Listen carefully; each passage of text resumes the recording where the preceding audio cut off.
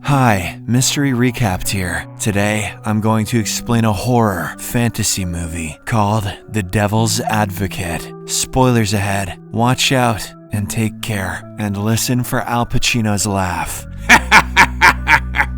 Yeah! The movie opens inside a courtroom in Gainesville, Florida, where a case about child molestation is currently being fought. The victim, a young high school student named Barbara, is recalling her account that happened to her a few days prior. She alleges that her math teacher, Lloyd Geddes, asked her to stay back after their regular class. When she innocently obliged, he began touching her inappropriately. As Barbara continues explaining her harrowing experience, the defense attorney, Kevin, begins to notice something creepy. He catches his client Geddes touching his genitals and trying to pleasure himself. The pervert teacher is actually aroused listening to the poor girl recalling her events. This disgusts Kevin, and he finally realizes that his client is guilty. Whoa! After Barbara finishes her testimony, the judge asks the defense to present their case, but Kevin, who is shaken by his discovery, asks for a short recess instead. The judge agrees, and the case is adjourned for 15 minutes, during which Kevin confronts his client for being a child abuser.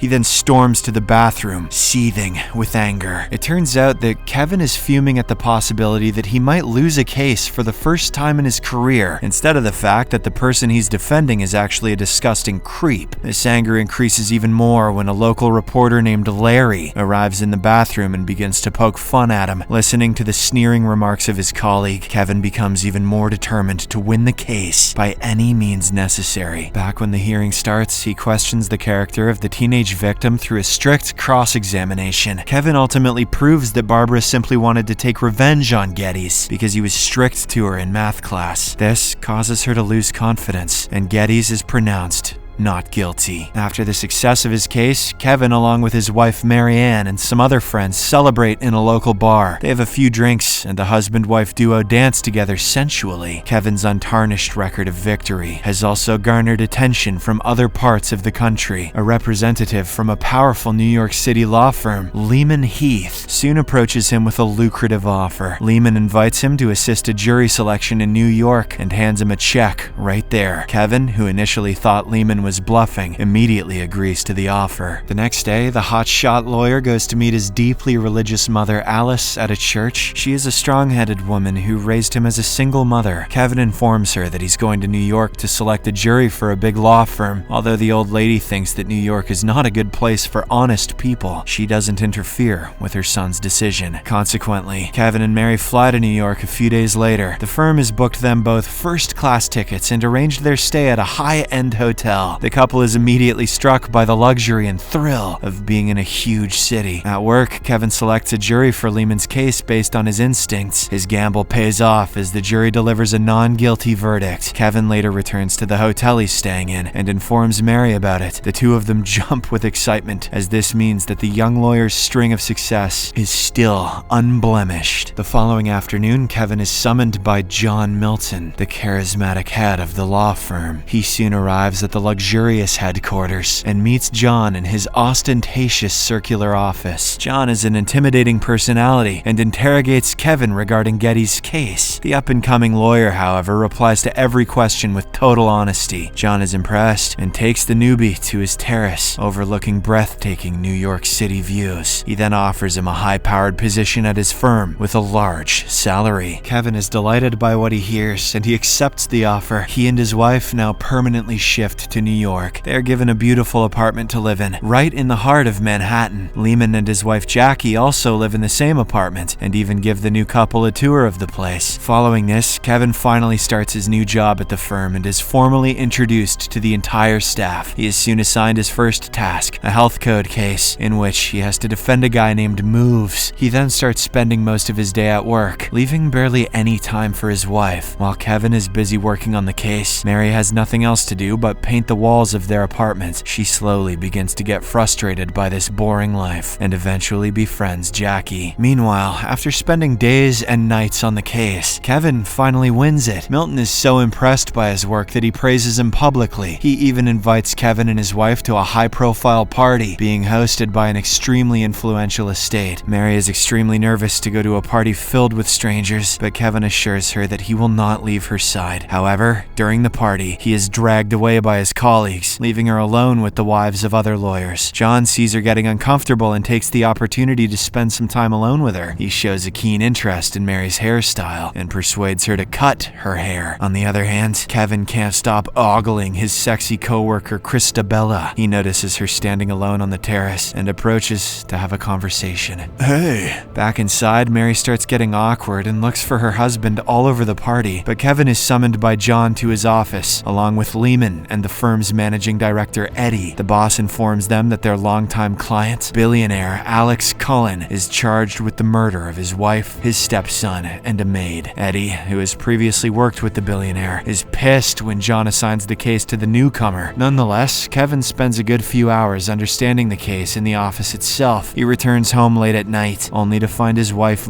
boiling with anger because he had left her all alone in the party. The next day, Alex comes out on bail and immediately lashes out at John for taking his case lightly, but the latter assures him that Kevin might be new in town, but he is the best lawyer anywhere in New York City. Back at home, Mary gets a haircut and spends most of the day shopping with Jackie. They enter a high-end clothing store and try out pretty dresses, but during this, Mary begins seeing visions of Jackie transforming into a demonic creature. These dresses are to die for. She gets extremely scared and ends up fleeing from the store. That night, her anger boils over and she tells Kevin about the vision she had. He refuses to believe in such things and tries to make Mary understand that it is her abrupt change of environment and new friends that are making her hallucinate abnormal things. But a distraught Mary breaks down and asks Kevin to return back to Florida, as he barely has any time for her. Seeing her reaction, he finally realizes that his wife has been feeling lonely. He thus calms her down by having passionate coitus with her. Yeah.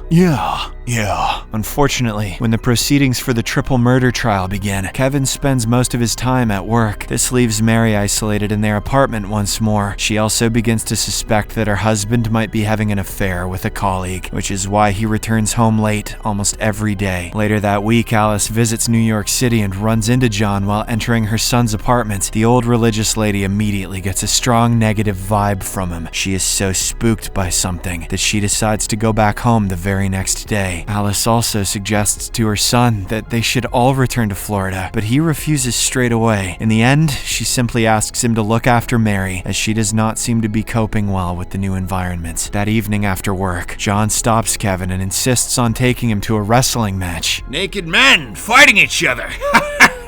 Yeah! The latter is a bit hesitant, as it's already too late, but he eventually agrees. Later, as the two of them enjoy the match, Mary calls Kevin, asking him to return home, but he quickly shuts her down by pointing out that he can't say no to his boss. Back at home, Mary is slowly spiraling out of control. She has a nightmare about a baby playing with her ovaries, which have been surgically removed. She is unable to fall asleep, and when Kevin finally returns home, she tells him about the creepy dream. He keeps assuring her that it was just a dream, but Mary is hell-bent on believing that it is true. The next day at work, Kevin finds out that Alex has been having an affair with his secretary, Melissa Black. The billionaire was actually with her on the day his wife was murdered. Alex says that he is ashamed of his actions and wants to keep them a secret. Soon, the first day of the trial of the triple murder case arrives, and Kevin comes out with a brilliant strategy. He portrays Alex as a very corrupt man and even ousts his secret in front of the jury. He wants to make them believe that Alex was out cheating on his wife on the day the murders happened. The following day, while heading to court, Kevin runs into Eddie on the street. He tries to initiate a conversation, but the latter seems to be pissed. It is revealed that Eddie had recently discovered Kevin's name listed as a part owner on their firm's charter. This was the position that Eddie always wanted, and now he feels like the newcomer is trying to compete for his dream job. A clueless Kevin denies any knowledge of this situation, but Eddie threatens to inform the United States Attorney's Office of their firm's illegal activities. Shortly afterwards, Kevin relays the situation to John, who immediately asks his assistant to take action. The scene abruptly shifts to Eddie, who is jogging in a park. In a shocking turn of events, he is attacked and beaten to death by 3 goons who have strange demonic appearances. In the meantime, Kevin starts working, as it is the second day of the triple murder case. He prepares Melissa to testify in the court and interviews her. The assistant claims that she had an affair with the billionaire, a testimony that would greatly help them in winning the case. case, but as Kevin begins to question her, he realizes that Melissa is actually lying. He loses his cool and exits the room, only to find out that Eddie had died. Later, while leaving for the trial, Kevin informs his boss that Alex knowingly lied to him. The billionaire is in fact guilty of murdering those 3 people. Kevin, however, can't afford to lose, so he decides to play along as it is. The trial soon begins, and he calls Melissa on the stand. He eventually proves Alex to be innocent, using Melissa's fabricated testimony. Immediately after the trial, Kevin is informed that his wife is sitting in a nearby church, and her mental state is extremely bad. He rushes to the location, only to find Mary covered with a blanket. She sobs uncontrollably and reveals that John had assaulted her all afternoon. Kevin refuses to believe it, since John was with him in court all that time. To prove her point though, Mary removes her blanket and shows her body, which has been brutalized with cuts and scratches. But a shocked Kevin assumes that she had gone crazy and injured herself. Fearing that she is losing it, he eventually admits her to a mental hospital. Mary says that it is the blood money they took from the guilty which is causing them problems. She also tries to assure him that she's not crazy, but to no avail. That afternoon at Eddie's funeral, Kevin has visions of Geddes and Alex and immediately leaves the church. He then meets a U.S. Justice Department agent on the street outside. The agent has been investigating John and warns him that the entire firm is corrupt. Kevin refuses to listen and keeps walking away, but the agent yells out that the body of a 10-year-old girl was found in Geddes' car, for which he has been arrested. This news shocks Kevin, but before he can ask any questions, the agent is struck by a car and dies on the spot. At the same time, while attending the funeral service, John sticks his finger into holy water. He smiles devilishly as the water begins to boil. A few days later, a disturbed Kevin goes to visit Mary, but finds his mother Alice and his case manager Pam at the hospital. Alice pulls her son outside the room and decides to tell him the truth about his father, but Kevin lashes out at her for choosing the worst timing to reveal the truth that she's kept from him for 30 years. Just then, Mary sees visions of Pam transforming into a demonic creature and attacks her with a hand mirror. Kevin hears his wife's screams and rushes back to the room, only to find that Mary has blocked it with a chair. He begs her to open the door, but before he can break in, Mary unalives herself with a shard of mirror. This devastates Kevin, and he breaks down in tears over the tragedy. Once he's done crying, he goes to his mom and asks her to complete the story. The old woman then shockingly reveals that she had met John in New York in 1966, and Kevin was a result of their brief affair. She begs Kevin to leave everything and come back to Florida, but he coldly dismisses her request. Shortly afterwards, Kevin goes straight to John's office and confronts him. The boss has absolutely no problem admitting that he did in fact assault Mary. In a shocking twist of events, John reveals that he is actually Satan himself. Upon hearing this, it finally dawns on Kevin that his wife had known this from the start, which is why John killed her. The young lawyer blames him for everything, but John points out he had a choice to leave. It wasn't Satan, but rather Kevin's hunger to win at any cost that landed him in this position. Moments later, John claims that vanity is his favorite sin, and then introduces Kevin to his half-sister, Christabella. The devil reveals that he wants the two to take over the firm, and also to conceive the Antichrist. At first, Kevin agrees to it and starts to negotiate with John, but all of a sudden, he grabs a nearby gun and shoots himself in the head. Ironically, the gun belonged to Alex, who used it to kill his wife, son, and maid. After witnessing his plan go down the drain, John's rage erupts like a volcano, setting the entire room on fire. He then transforms into his demonic form, turning into a white angel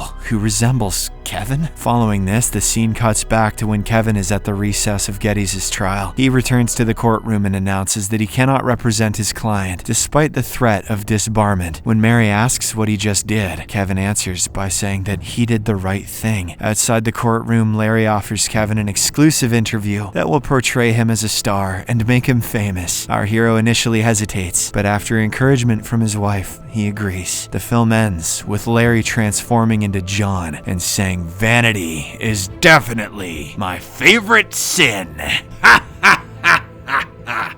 Yeah! Subscribe for more videos like this, turn on notifications, and leave a like to help the channel out. Thank you for watching.